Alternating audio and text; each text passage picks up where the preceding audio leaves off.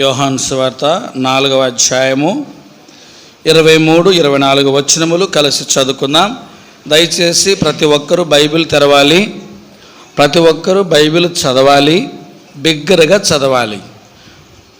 అయితే యథార్థముగా ఆరాధించువారు ఆత్మతోనూ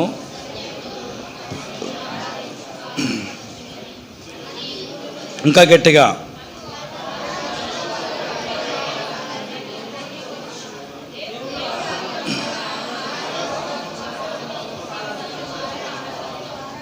చదువుకున్న లేఖన భాగము మరి చాలా పరిచయమైనటువంటి భాగము.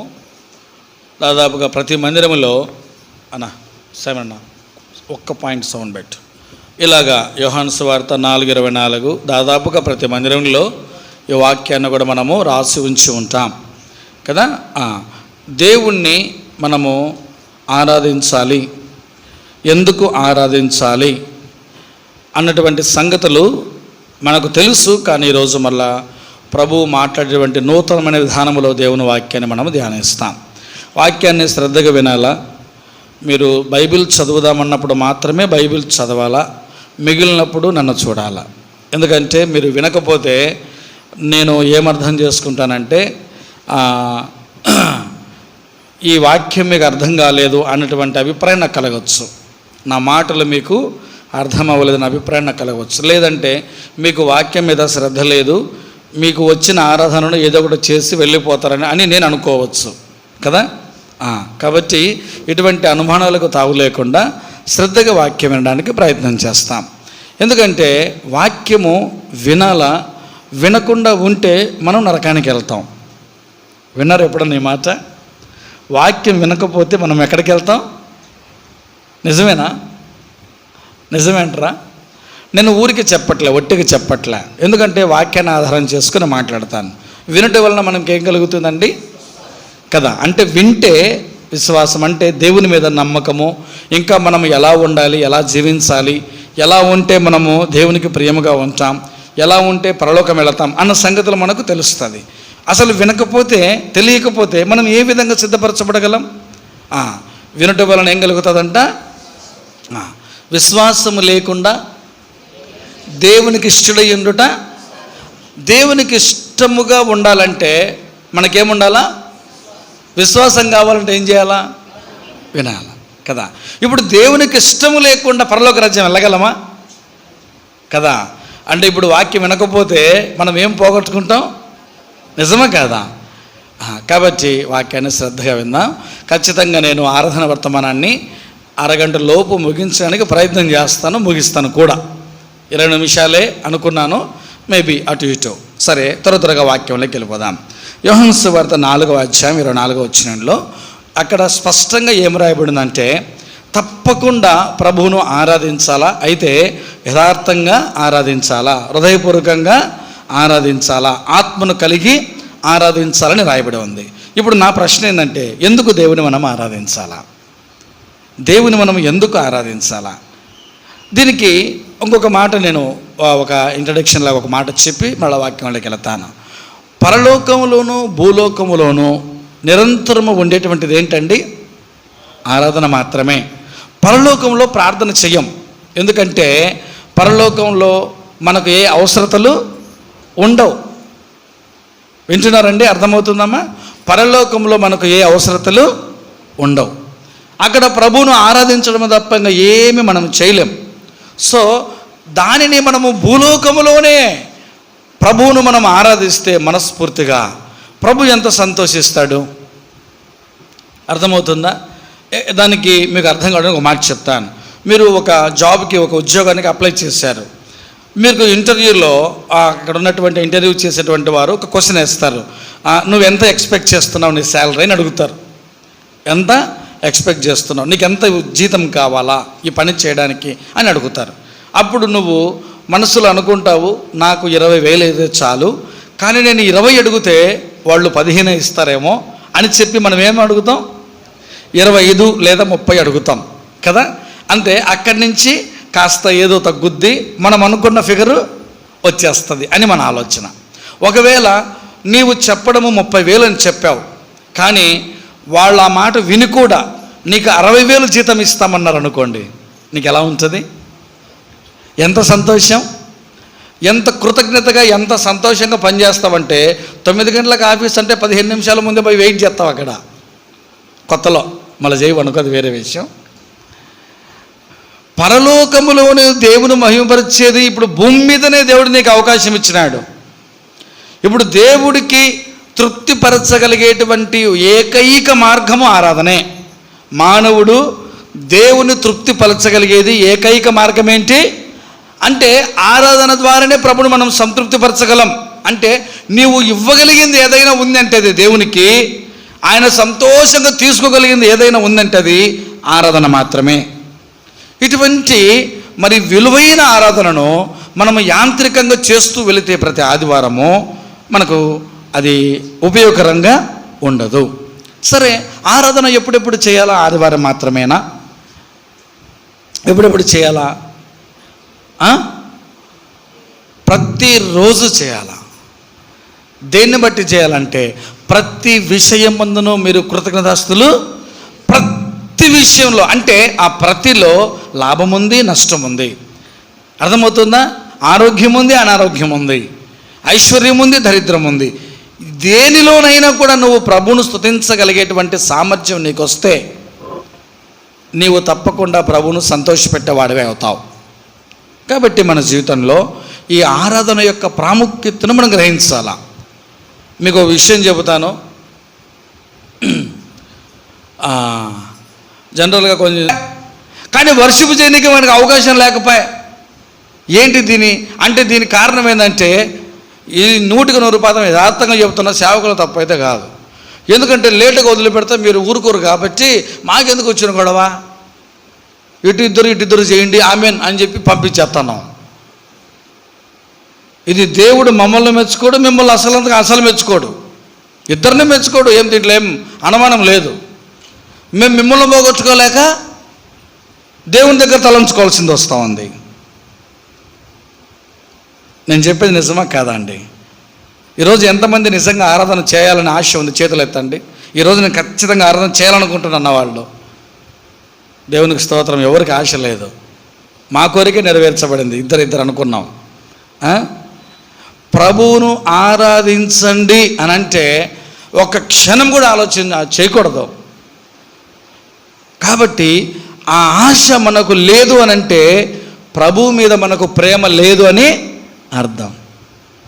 కాబట్టి ప్రభువును ఆరాధిస్తాం. ఎందుకు ఆరాధన చేయాలా? 100వ కీర్తనలో చూద్దాం, తెలిసిన మాటనే. అక్కడ ఒక మాట 3వ వచనం అనుకుంటా, చదవండి. ఆయనే మనలను సృజించిన మాట చదవండి. యెహోవాయే దేవుడిని తెలుసుకొనుడి.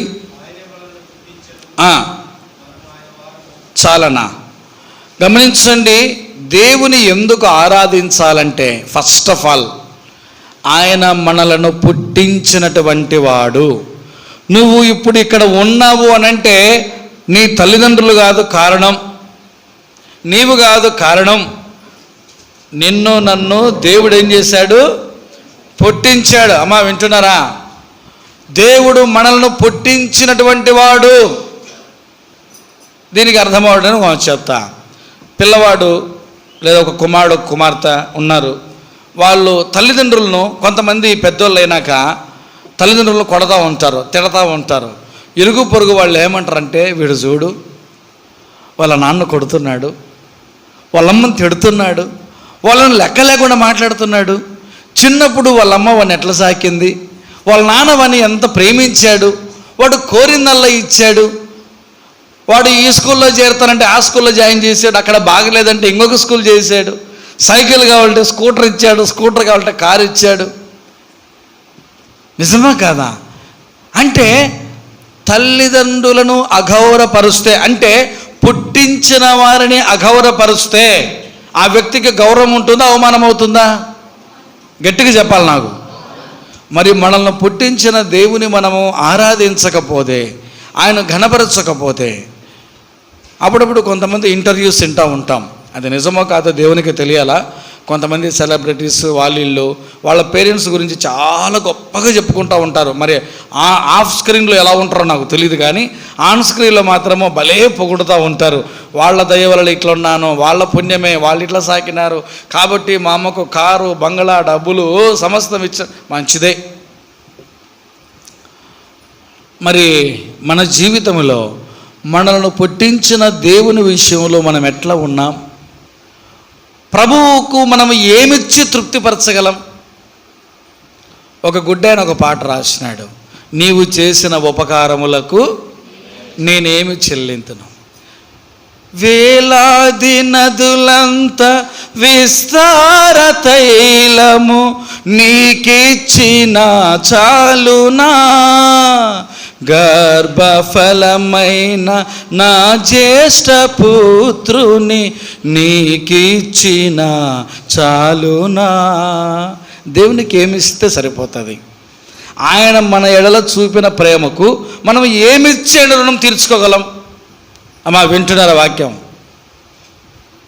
ఒకవేళ నీ జీతం తీసుకొని చేస్తే సరిపోతుందా? ప్రభు తృప్తిపరచబడగలడా? నీవు నిలువు దోపిడి చేసుకున్నావు అనుకో, నిలువు దోపిడి అంటే చాలామంది తెలియదేమో, ఒంటి మీద ఉన్న బంగారం అంతా తీసి కానుకపెట్టి వేసినావు అనుకో, దానివల్ల ఏమన్నా ప్రభుకి సంతోషం అంటారా?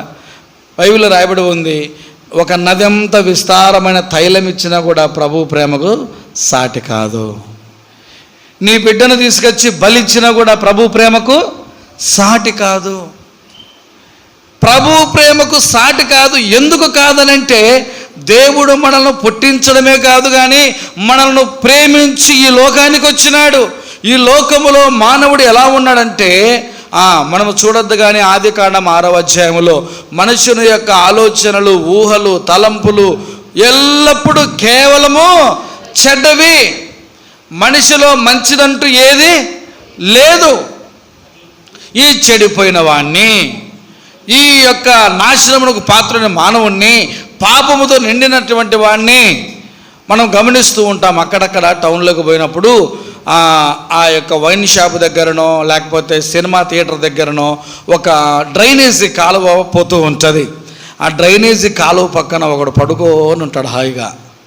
ఎవడు చెప్పరే? తాగుడు పోతాడు. వానికి అది డ్రైనేజీన, మురికిన, దోమల, పందుల ఏం అర్థం కాదు. అక్కడ పడుకోని ఉంటాడు. అటువంటి వాడిని చూసి ఎవరైనా అయ్యో పాపం అంటారా? నేనైతే అన్నో వీడికి ఏమి కర్మ అనుకుంటాం కదా. వీడికి ఏమి కర్మ? తాగాలనుకుంటే పోయి తాగి ఇంట్లో తాగి పడుకోవచ్చు కదా. మానవుడు యొక్క జీవితము దుర్భరమైనటువంటిది. మా నాన్నగారు ప్రభుని ఎరగక మునుపు ఆయన జాబ్ చేస్తుండేవాడు. ఆయన తాగేవాడు బాగా.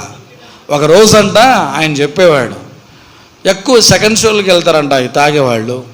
మరి ఆయన కూడా సెకండ్ షో సినిమాకు పోయి ఆ సినిమా హాల్లోకి పోయేంతవరకే గుర్తుంటుంది ఇలాగో. మళ్ళీ రావడానికి అసలు వాళ్ళు ఇంట్లో ఉన్నారా బయట ఉన్నారా సంగతి అర్థం కాదంట. మా నాన్న కూడా ఒకరోజు తాగిపోయి సెకండ్ షోకి పోయి సినిమా హాల్లో ఆ కుర్చీల మధ్యలో పడిపోయినాడు. చూసినారు, సినిమా అయిపోయింది, అందరూ తొక్కుకుంటూ వెళ్ళిపోయినారు. ఈయనకు తొక్కింది గుర్తు లేదు, సినిమా గుర్తు లేదు, ఏమి గుర్తు లేదు. తాగిపోయి ఆడ పడుకున్నాడు. పొద్దున్నే ఒక తెల్లవారుజామున ఒకడు వస్తాడంట చీపురు కట్ట తీసుకొని మొత్తం ఓడవడానికి. వాడు వచ్చి చూసి ఈయనను చూసి చీపురు తీసుకుని కొడుతున్నాడు. రే లేయిరా లేయిరా లేయిరా నువ్వు అని. ఈయనకు అప్పుడు మెల్లగా వచ్చి ఇదిలించుకొని చూస్తే ఎక్కడో ఉన్నాడు చీకట్లో. అప్పుడు ఆయన ఎక్కడున్నారా నేను అంటే, ఎక్కడున్నావు రా, నువ్వు సినిమా థియేటర్లో ఉండవు. చూసుకుంటే ఒళ్ళంతా ఉమ్మే అంట, శరీరం అంతా ఉమ్ములే. ఆడ కూర్చున్నాడంతా పానపరాకులు, వాడు ఏమేమి మూసినాడు అంతా ఈయన మీదనే ఉంది. అది ఇమాజినేషన్ చేసుకుంటేనే వాంతి వచ్చేస్తుంది. ఇంత దుర్భరమైనటువంటి మానవుని జీవితాన్ని ఎవడు ప్రేమిస్తాడు? ఈ లోకములకి ఎంతోమంది గొప్పవారు, మహానుభావులు ఎంతోమంది వచ్చినారు మంచి చేయాలనుకున్నటువంటి వారు. అయితే వాళ్ళందరూ దుష్ట శిక్షణ, శిష్ట రక్షణ అని చెప్పారు. మనల్ని పుట్టించిన మన దేవుడు మాత్రం ఏమన్నాడు తెలుసా? నేను పాపులను రక్షించుటకు ఈ లోకానికి వచ్చినాను, నశించిపోయిన దాన్ని వెదకి రక్షించడానికి వచ్చినాను. నేను పాపులనే పిలువ వచ్చితని, నీతిమంతులను పిలవరాలేదన్నాడు. ఎంత మంచి దేవుడు! చెడిపోయినటువంటి మానవుడు, తన జీవితంలో దేవునికి దూరం అయిపోయిన మానవుణ్ణి దేవుడు ప్రేమించి ఈ లోకానికి వచ్చి ఆయన పుట్టించడమే కాదు, ప్రేమించి ఈ లోకమునకు వచ్చి మన కొరకు తన ప్రాణమును అర్పించి, బైబిల్లో రాయబడి ఉంది, మంచివాని కొరకు ఎవడైనా ప్రాణము పెట్ట తెగించవచ్చు. ఏమా నిద్రపోతున్నారా కుర్చీలో కూర్చొని? నిద్రపోవాకండి. పెరుగున్న నేను వచ్చారంటే చిన్నప్పుడు అంట మా అమ్మ మందిరంలో పిల్లలు అల్లరి చేస్తారని చెప్పి నాకు ఉదయాన్నే పెరుగున్నం పెట్టుకొని మందిరాన్ని తీసుకొచ్చేదంట. ఈ ఫ్యాన్ల కింద చల్లగా హ్యాపీగా నిద్రపోయేది. ఇంకా సండే స్కూల్ టైంలో లేపి తీసుకుపోయి సండే స్కూల్లో కూర్చోబెట్టేది. అట్లా మీరు కూడా ఉదయాన్నే పెరుగున్నము. ఆ కృష్ణా జిల్లాకు పోతే ఆరాధన 11:30, 12కు ప్రారంభమవుతుంది కృష్ణా జిల్లాలో. నేను మొదట పోయి ఆశ్చర్యపోయిన, ఇదేంద్ర నాయన 12 గంటలకు ఆరాధన ఏంది, యేసుప్రభుని సెలవేషన్లు అటు ఎండా పొద్దున ఏంద్ర వీళ్ళ ఆరాధన అనుకుంటే, వీళ్ళు ఉదయాన్నే 3 గంటలకు లేచి అందరూ శుభ్రంగా పోయి ఆడ కూర్చుంటారు. ఎక్కడ జాషువా? ఆడ కూర్చొని మాంసం తెచ్చుకొని ఇంట్లో కూర్చొని ఉడకబెట్టుకొని ఫుల్గా తినేసి 12 గంటలకు తేపుకొని వస్తారు. ఇంత మాంసం తిని ఆదివారం వచ్చి మందిరంలో కూర్చుంటే ఒక్కడన్న వాక్యం వింటే ఒట్టు, ప్రతివాడు తూగడమే. నాకు అర్థం కాలే, ఎందుకు ఇంత నిద్ర వీళ్ళకు అనిపించేది. మళ్ళీ అర్థమైంది, అసలు కారణం ఏంటంటే ఉదయాన్నే వీళ్ళు దిట్టంగా మాంసం అన్నం తినేసి వస్తున్నారు. లోపలంతా కొవ్వు అంత పేరకపోయి నిద్రే నిద్ర. కాబట్టి దేవుని ఇంట్లో నిద్రపోకూడదు కదా. ఇలా దేవుడు ప్రేమించి మానవుని కొరకై ప్రాణం పెడితే మన ప్రభువును మనం ఆరాధించకపోతే ఎలాగూ? సరే, నేను మరలా పాఠంలోకి వస్తా. దేవుని ఎందుకు ఆరాధించాలంటే హీఈస్ అవర్ క్రియేటర్, ఆయన మన సృష్టికర్త. ఎందుకు మనల్ని సృజించినాడు? అది కూడా క్వశ్చన్ మార్క్. రండి చూద్దాం. యెషయా గ్రంథం 43:7, బుక్ ఆఫ్ ఐజియా చాప్టర్ 43:7. యెషయా 43:7.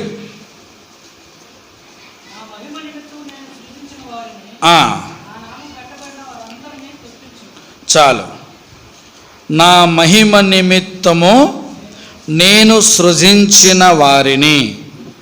దేవుడు మానవుని ఎందుకు సృజించినాడంట చెప్పాలి అందరూ గట్టిగా. చెబితే 2 కారణాలు. ఒకటి, మీకు నిద్రపోతుంది. రెండవది, ఆ మాట, ఈ వాక్యం మీ హృదయంలో భద్రపరచబడుతుంది. దేవుడు ఎందుకు సృజించినాడంట? తన మహిమ నిమిత్తము మనలను సృజించినాడు. ఆయన సృష్టికర్త మాత్రమే కాదండి, ఎంత గొప్పవాడంటే ఒకసారి ఆయన క్యారెక్టర్ గురించి ఒక మాట చూసి మరలా ముందుకొద్దాం. యోబు గ్రంథము 37వ అధ్యాయం 22వ వచనం. Book of Job chapter 37:22. చదవండి ఎవరైనా ఒకరు.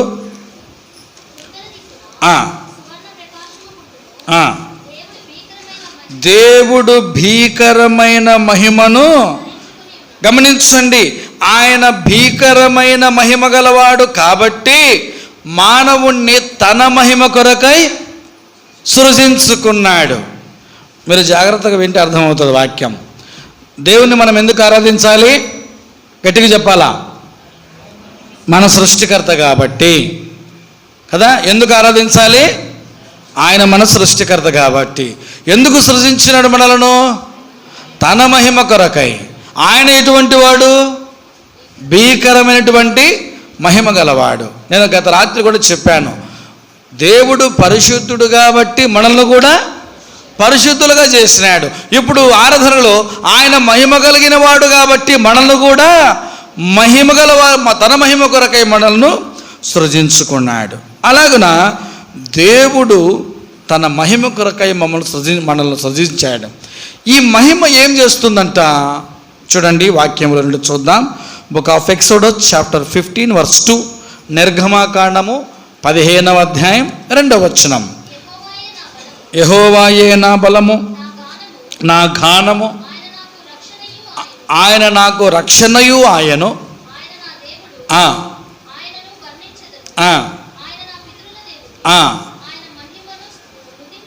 ఆయన మహిమను నుతించెదను అంటే స్తుతించెదను. మహిమ వలన మానవునికి ఏం కలుగుతుందంట? ఏమొస్తుందంట? స్తుతి. దేవునికున్న మహిమను ఏ మానవుడు కలిగి ఉంటాడో ఆ మానవుడు దేవుని ఏం చేస్తాడండి? స్తుతిస్తాడు. మహిమ లేకుండా స్తుతి రాదు అంటే ఇప్పుడు అర్థం చేసుకోండి. భూలోకములో పరలోకములో ఉండేది ఏమని చెప్పుకున్నాం? ఆరాధన, స్తుతి కదా.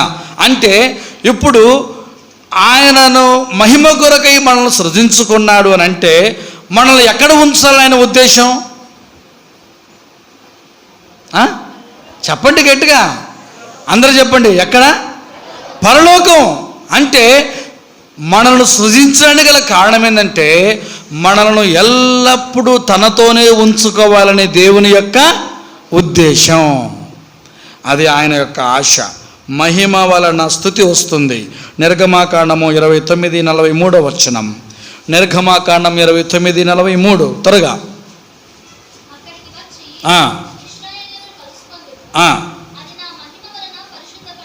నా మహిమ వలన పరిశుద్ధపరచబడను. గమనించండి ప్రియమైనటువంటి వారలారా, మహిమ వలన స్తుతి వస్తుంది. మహిమ వలన ఏమొస్తుందంట? పరిశుద్ధత వస్తుంది. ఈ భీకర మహిమ కలిగినటువంటి దేవుడు మానవుని తన మహిమ కొరకై సృజించుకొని ఆ యొక్క మానవునికి తన మహిమని ఇచ్చాడు. ఆ మహిమ వలన మానవుడు దేవుడు స్తుతించగలుగుతున్నాడు. ఆ మహిమ వలన మానవుడు పరిశుద్ధుడవగలుగుతున్నాడు. అయితే మన పితరుడైన ఆదాము ఈ మహిమను కోల్పోయినాడు. అర్థమవుతుందండి? మన పితరుడైన ఆదాము దేవుడిచ్చిన మహిమను కోల్పోయినాడు. అందుకొరకే దేవుడు పిలిచినప్పుడు ఆయన వెంటనే పలకలే. ప్రభువు మాటి మాటికి పిలుస్తూ ఉంటే అన్నాడు, అయ్యా నేను నీ స్వరము వినినప్పుడు భయపడి చెట్ల మధ్యలో దాగుకున్నా, దిగంబరిగా ఉన్నా. నీకు ఎవడు చెప్పాడు రా నువ్వు దిగంబరిగా ఉన్నానని? అంటే అంతవరకు తన దిగంబరత్వము తనకు ఎందుకు? మహిమలో ఉన్నాడు కాబట్టి. మహిమను కోల్పోయినటువంటి మానవుడు తన దిగంబరత్వాన్ని తను గ్రహించగలుగుతూ ఉంటున్నాడు. తను తప్పు చేసిన వాడుగా తనకు అర్థమైపోయింది. దేవుని ఎదుటకు రావడానికి తనకు యోగ్యత లేకపోయింది. ఆయన స్వరము విన్నప్పుడు ఈ మహిమను కోల్పోయిన మానవునికి ఏం కలిగింది? భయం కలిగింది. దానినే పాపము అంటారు. దానినే పాపం అంటారు. దేవుడిచ్చిన మహిమను, ఆ మహిమ ద్వారా వచ్చిన స్తుతిని, మహిమ ద్వారా వచ్చిన పరిశుద్ధతను కోల్పోయిన మన పితరుడైన ఆదాము, ఆయన ద్వారా పుట్టినటువంటి మనమందరము ఒక మనుషుల ద్వారా పాపము, పాపము ద్వారా మరణము ఎలాగూ అందరికీ సంప్రాప్తమాయనో అలాగా ఆ మహిమను కోల్పోయిన మనుషుల నుండి వచ్చిన మనమందరము మహిమలేని మనుషులుగా పుట్టాం. అర్థమవుతుందా? తిరిగి మనము కోల్పోయిన మహిమను ఇచ్చుట కొరకై దేవుడు మరలా ఈ లోకానికి వచ్చినాడు. ఎలా కోల్పోయినామంట? ఇప్పుడు మనం చెప్పుకున్న వాక్య ప్రకారము మానవునికి మహిమనిచ్చిన వ్యక్తి ఎవరు? గట్టిగా చెప్పరే, దేవుడు. మానవుడు కోల్పోయి ఆ మహిమను ఏం చేసుకున్నాడంట? ఇర్మియా గ్రంథము 2వ అధ్యాయం 11వ వచనం. Book of జెరమియా chapter 2 verse 11. త్వరగా చదవాలి ప్లీజ్. ఇర్మియా 2:11. ఏమమ్మా మీరు వినడంలే వాక్యం? ఇంతమంది ఉన్నారు, చదవరే, చదవమ్మా. జెరమియా 2:11.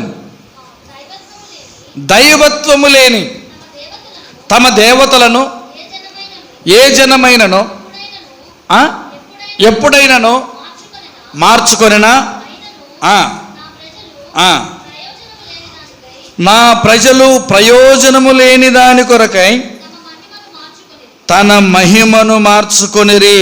గమనించండి, దైవత్వము లేని దేవతలకు ప్రయోజనము లేని దాని కొరకై మనుష్యుడు దేవుడిచ్చిన మహిమను తన మహిమగా మార్చుకున్నాడంట.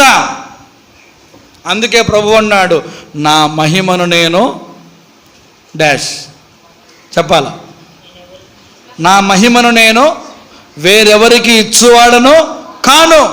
దేవుడిచ్చిన మహిమలో స్తుతి ఉంటుంది, దేవుడిచ్చిన మహిమలో పరిశుద్ధత ఉంటుంది.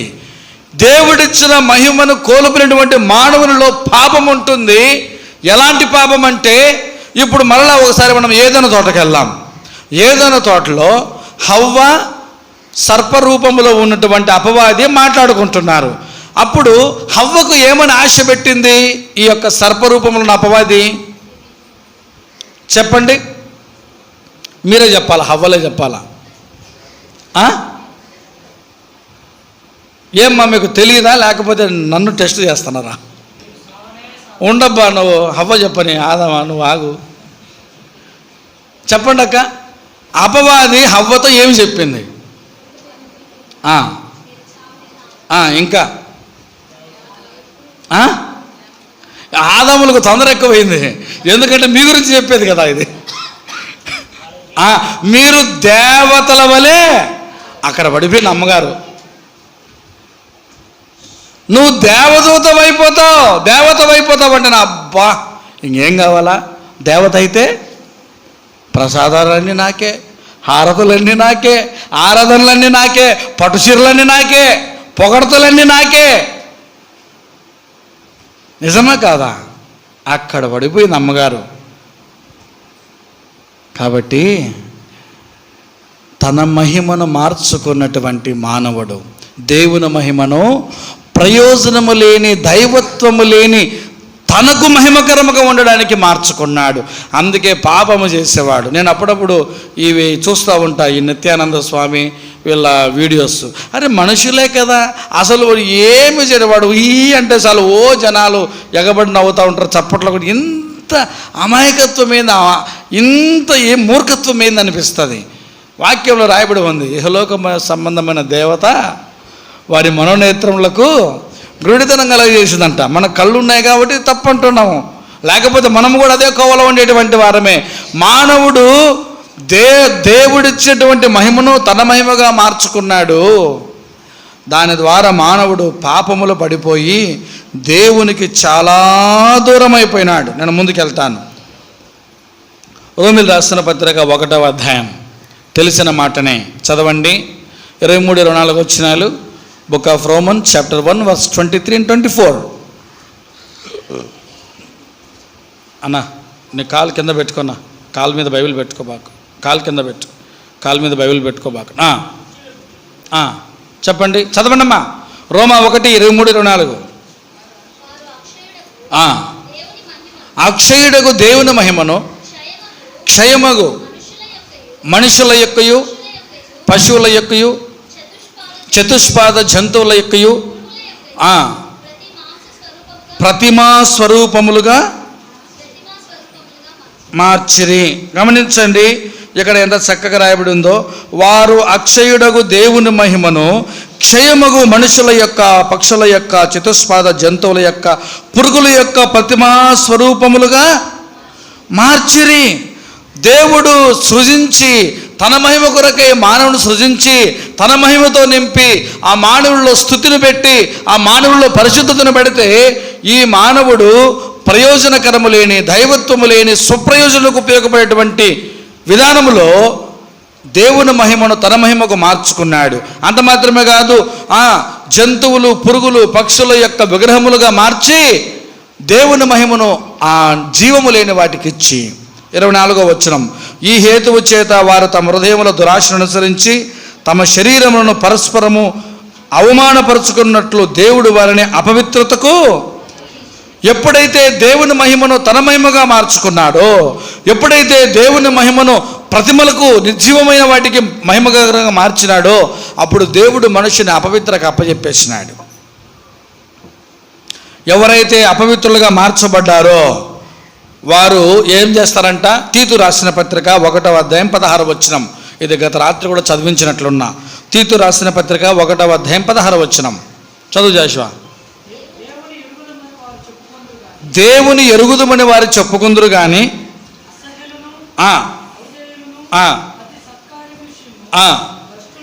భ్రష్టులనై ఉండి, ఈ మాట, తమ క్రియల వలన దేవుని ఎరగమన్నట్టున్నారంట.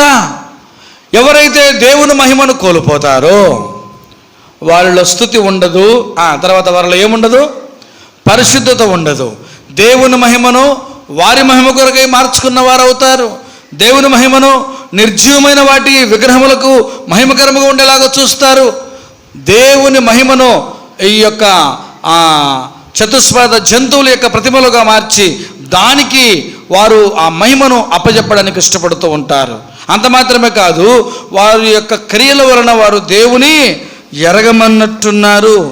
ఇటువంటి వారిని దేవుడు తిరిగి కోల్పోయిన పరిశుద్ధతను, కోల్పోయిన ఆరాధనను, కోల్పోయిన మహిమను తిరిగి మానవునికి ఇచ్చుట కొరకై 2025 సంవత్సరాల క్రితము ఆ సృష్టికర్త అయిన దేవుడు ప్రభు అయిన యేసుక్రీస్తుగా ఈ లోకానికి వచ్చినాడు. వచ్చి కొలస్సీ రాసిన పత్రిక 1వ అధ్యాయము 21-22 వచనాలు. కొలస్సీ రాసిన పత్రిక 1వ అధ్యాయము 21-22 వచనాలు. గతకాలమందు దేవునికి దూరస్తులు, మీ దుష్క్రియల వలన మీ మనస్సులో విరోధ భావం గల వారి ఉండి మిమ్మల్ని కూడా తన సన్నిధిని పరిశుద్ధులుగా, నిర్దోషులుగా, నిరపరాధులుగా నిలబెట్టకు ఆయన మాంసయుక్తమైన దేహమందు మరణము వలన ఇప్పుడు మిమ్మును గమనించండి. దేవుడు తన సన్నిధిలో పరిశుద్ధులుగా, నిర్దోషులుగా, నిరపరాధులుగా నిలబెట్టడానికి ఆయన ఈ లోకానికి మాంస శరీరాకారములో మనుష్య కుమారుడుగా ఈ లోకానికి వచ్చి మనందరి కొరకై ఆయన కలువరిలో ప్రాణం పెట్టి మనల్ని పరిశుద్ధులుగా చేసినాడు. కోల్పోయిన పరిశుద్ధతను కదా, కోల్పోయితిమి మొదటి ప్రేమను, చల్లారిపోయే నీ ప్రేమ నాలో. కోల్పోయితిమి మొదటి ప్రేమను, చల్లారిపోయే నీ ప్రేమ నాలో. నాలో నిలుపుము నీదు ప్రేమ, నాలో నిలుపుము నీదు ప్రేమ. ఓ ప్రభువావు జీవము నిమ్మో.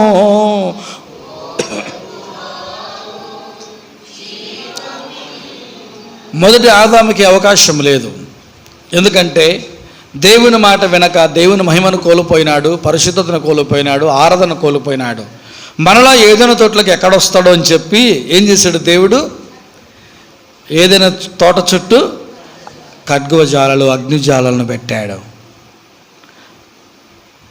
అయితే దేవుడు నీ యందు నా యందు అమితమైన ప్రేమ కలిగిన వాడై ఆయనే ఈ లోకానికి మానవుడిగా సశరీరుడుగా వచ్చి మనందరి పాపదోషమును తన మీద మోసుకొని ఆయన మన కొరకే బలి అయి యేసు రక్తము ప్రతి పాపము నుండి కడిగి మనల్ని పవిత్రులుగా చేసి, పరిశుద్ధులుగా చేసి, నిర్దోషులుగా చేసి ఇప్పుడు ఏం చేశాడంటే అంత మాత్రమే కాదు, రోమిలు రాసిన పత్రిక 8వ అధ్యాయం 16వ వచనం ముగిస్తున్నాను. రోమ 8:16 చదవండి. ఆయన మనల్ని పరిశుద్ధులుగా చేయడమే కాదు, రోమ 8:16 మనము దేవుని పిల్లలమని ఆత్మ తానే మన ఆత్మతో కూడా మనల్ని పరిశుద్ధులుగా చేయడమే కాదు, అంతకన్నా ఎక్కువగా ఏం చేస్తున్నాడు? ఆయన పిల్లలుగా చేస్తున్నాడు.